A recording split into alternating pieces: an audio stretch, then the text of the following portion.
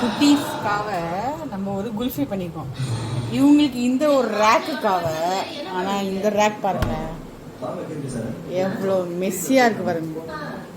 ஏன்னா இந்த பக்கம் ஃபுல்லாக ஃப்ரிட்ஜு தான், இந்த பக்கம் ஃப்ரீசர். ஏன்னா நம்ம ஃப்ரீசரில் எல்லாத்தையும் வச்சோன்னா ஃபுல்லாக வீணாக போய்டும் பொருள்லாம். இந்த குட்டீஸ்க்காக தான், உங்களுக்காக தான் குல்ஃபி பண்ணியிருக்கேன். ஒரு ரேக் ஃபுல்லாக சும்மா இருக்குது பாருங்க.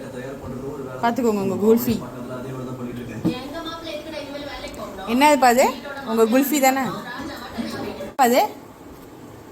உங்கள் குல்ஃபியா செட் பண்ணியிருக்கேன். 6 to 7 hours எப்படி வருதுன்னு பார்ப்போம். ஓகே, நாளைக்கு பார்ப்போம்.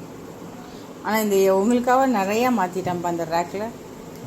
இது வந்து திறந்து பார்க்கவே முடியாத அளவுக்கு இருக்குது. கச்சமச்சா கச்சமச்சா கச்சமச்சான்னு இருக்குது. ஏன்னா மாவு பொருள்லாம் வச்சுருக்கோம், எல்லாம் வீணாக போயிடும் ஃப்ரீசரில் வச்சும்போது. ஸோ இது உங்கள் குல்ஃபி தானே?